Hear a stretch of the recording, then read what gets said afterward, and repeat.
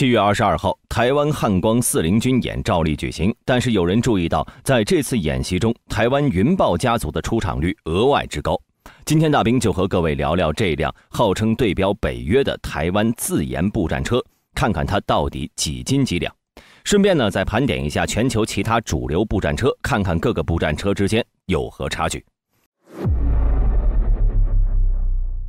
云豹不仅仅是一种装甲车，还诞生出了多个衍生型号，例如基于云豹的105毫米猎豹轻型轮式坦克、120毫米自行榴弹炮等等。我们先把这些衍生品往后放，最原始的云豹战车来说起。在云豹之前呢，台湾的步战车主要是基于美国 M113 装甲运兵车改进的 CM21。该车的防御性虽然比原品更好，但其机动性欠佳，而且由于参考的是在1960年设计的 M113， 其全车的改装性和升级性都非常欠缺。到了2001年，台湾又引进了 V150 2栖轮式装甲车。相比于 CM21， V150 在防御性够用的同时拉满了机动性，最高100公里的公路时速，远非履带式装甲车辆可以比拟的。而海湾战争之后呢，装甲步战车定位就更加明确了，主要是依靠机动性快速运送兵力，并提供一定的火力支援。至于防御力，那是主战坦克需要思考的问题。对于当时台湾来说呢， V150 虽然好，但一方面依赖美国，另一方面由于其只有4轮，因此灵活性欠佳，难以应对战场上的突发情况。同时台湾希望有一款完全自主生产的主力装甲单位，相较于生产难度较高的坦克，步战车是一个不错的跳板。于是在1985年，台湾派出了一批研究员赶赴爱尔兰，并且合作研究出2台6轮装甲车。但经过测试6轮装甲车的方案存在一些缺陷，比如无法及时制动，轮胎缺少防雷措施，一旦前轮触雷就直接失去动力等等。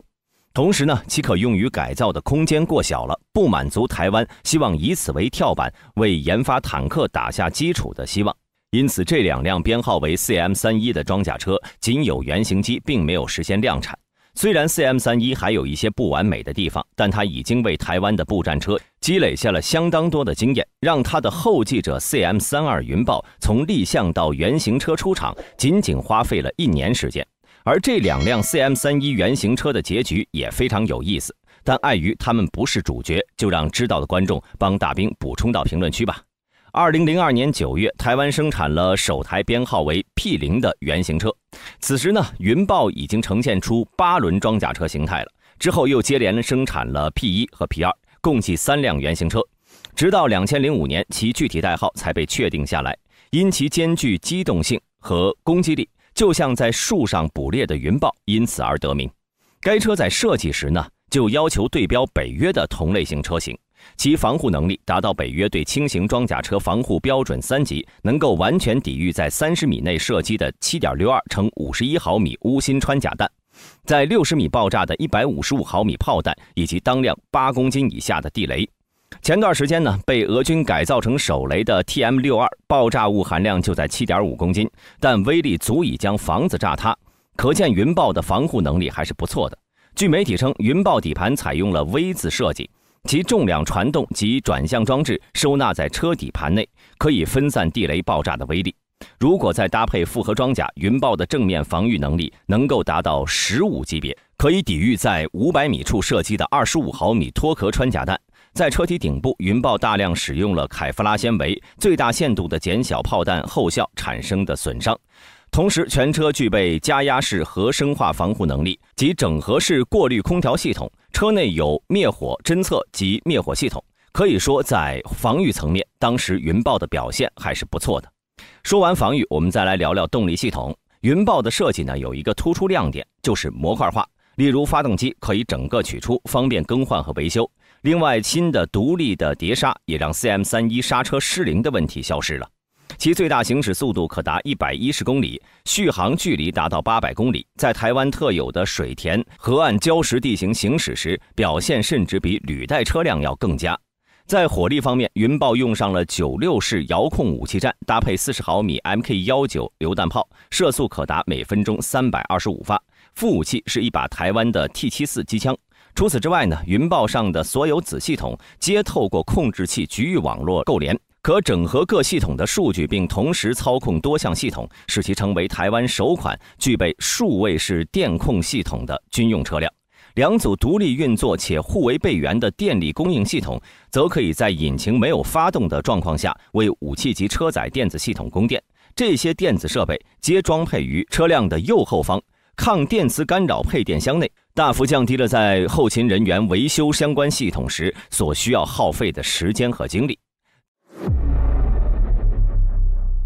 在 CM32 大获成功后，台湾又在该车基础上推出了多个改进版本。在2017年的台北航展上，台湾推出了云豹的第一个变体云豹2代 M1。为了方便大家弄混呢，大兵之后就不用官方的说法，称其为云豹 2.1。2.1 在 1.0 的基础上，将车辆两侧的垂直装甲更换为了抗破甲榴弹能力更高的空心楔形装甲。车头灯、环景摄影机、喇叭等配件也被整合到车手装甲内部，这让其在被子弹洗地时减小被打瞎眼睛的概率。同时，车顶舱门则由上翻开启改为两侧滑开，避免人员开关舱门时暴露于舱外。而在动力系统方面呢，云豹 2.1 采用了体积更小、吸震效果更佳的液压避震器。转向机构由一代的机械式2轴转向系统升级为了电控3轴转向系统，使转弯半径从11米减到9米以内。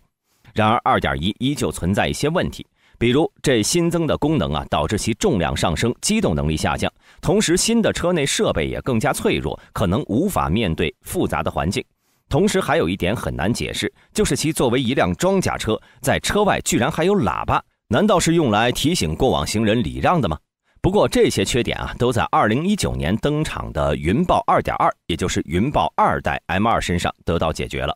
云豹 2.2 除了对一些缺点进行改进外呢，最重要的就是调整了悬挂系统。云豹 2.1 的悬挂和车体是直接连在一起的，这导致其在行驶时和地面产生的震动会通过悬挂传回车体，时间一长呢，就容易导致外壳金属疲劳，产生皲裂，让防御性能大大降低。而云豹 2.2 修复了这个 bug， 不仅如此，新的悬挂系统还能调整高度，用于适配新武器。而在2014年10月 CM34 也就是云豹 2.3， 其主要更改是将40毫米榴弹炮换成了30毫米链炮，25毫米到30毫米，这也是世界上其他步战车的主流选择。那么说了这么多，相信各位对云豹有个大概的了解，不过是骡子是马还是得拉出来溜溜。所以接下来大兵就把世界上几大主流步战车进行数据上的对比。当然一个国家呢是有一个国家的国情，大兵仅对比直面数据可能是不够客观的，也欢迎各位在评论区留言指正。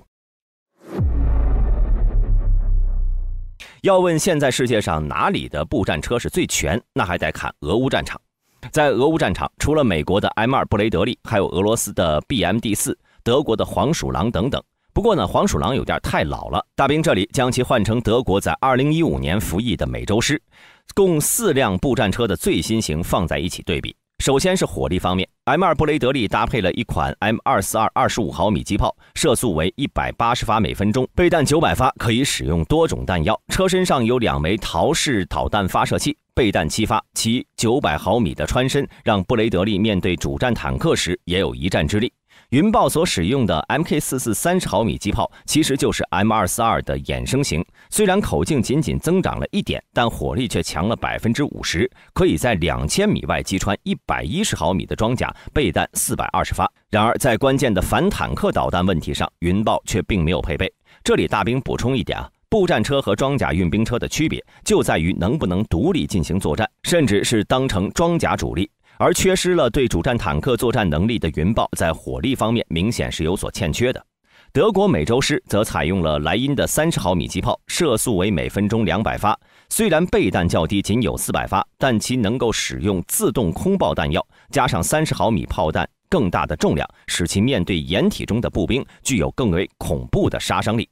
而在反坦克导弹方面，美洲狮采用了以色列的长钉反坦克导弹，虽然穿身不如陶式，仅有700毫米，但其射程可达5000米，并且拥有发射后不管的能力。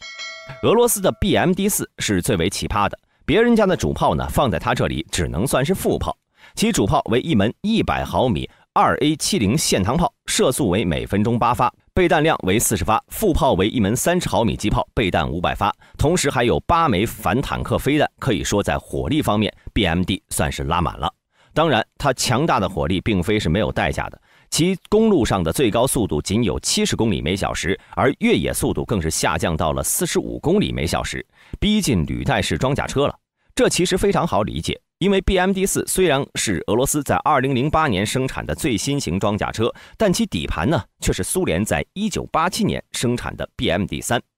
由于过于老旧的设计，让 BMD 的机动性远远落后于同时代的8轮步战车，俄罗斯设计师也只能通过不断的更换发动机的方式为这辆苏联底盘续命。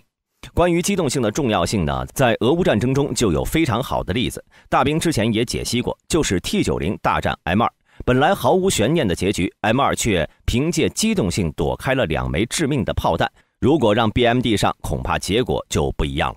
作为对比，采用履带式底盘的 M2 在越野时时速能达到40公里，在同样使用履带底盘的美洲狮呢，更是能在公路速度和 BMD 打平。当然，美洲狮如此彪悍的机动性离不开一颗强大心脏，其使用的 MT892 卡501发动机功率能够达到恐怖的800千瓦，而 BMD 发动机功率仅为368千瓦， M2 为450千瓦。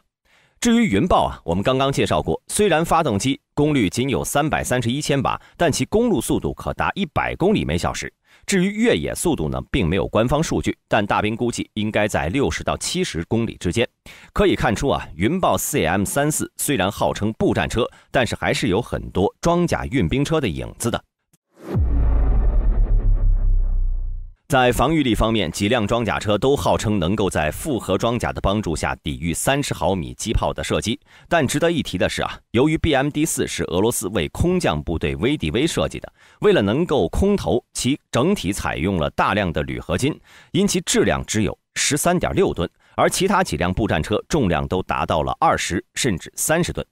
为了减轻重量， BMD-4 在炮塔部分采用了钢制装甲，其他均为铝合金。这就意味着，一旦其反应装甲消耗完毕， BMD-4 面对12毫米以上武器攻击时是几乎没有防御能力的。至于地雷方面呢，就更别想了。俄乌战场上硕果累累的装甲车坟场已经说明一切了。而 M2 在设计之初就是为了在欧洲对抗 BMD 的。虽然之前呢同样采用了部分的铝合金车体，但在前部以及底部位置则附加了 9.5 毫米的钢制装甲。这让他面对 BMD 时具有压倒性的优势，就像当年二战初代 T34 遭遇虎式坦克那样，只能从侧面寻找机会。而这几辆步战车中防御能力最强的美洲狮，毕竟其重量达到了43吨，已经是中型坦克级别了。其装甲分为3层，最里面的是可以抵御 14.5 毫米穿甲弹设计的钢板，外部是剑骑装甲，最外部还有 MUSS 主动防御系统，用于拦截导弹和火箭弹，底盘可以抵御10公斤反坦克地雷的爆炸。值得一提的是，美洲狮拥有2个油箱，并且都放置在了车体外侧，这避免了装甲被贯穿之后油箱在装甲内爆炸引起的大规模殉爆。当然，这种设计呢，让美洲狮的油箱缺乏保护。不过，德国设计师认为，美洲狮同时被命中2个油箱的概率不大，相比于车辆失去机动性，还是内部成员的安全更为重要。而且，油箱下方呢还有一个收集罐，如果2个油箱被打漏，那么流出的汽油就会被回收，继续供步战车使用。这里就不得不佩服德国在装甲上的精巧设计。而在关键的辅助系统，例如火控系统、观瞄系统方面呢，各国官方都没有给出比较详细的数据，因此大兵也难以进行比较。所以大兵在这里做一个总结。台湾的云豹 CM3 作为台湾自制的步兵战车，其显著特点呢是兼具机动性和防御力。通过采用钢板和陶瓷贴花装甲的组合，虽然其火力配备相对较弱，但稳定的火控系统和灵活的战术运用能够在对战主战坦克之外的场合发挥良好作用。同时，其优秀的改装性以及抗电子干扰防护措施，能让其在未来的高科技战争中不被甩在后面。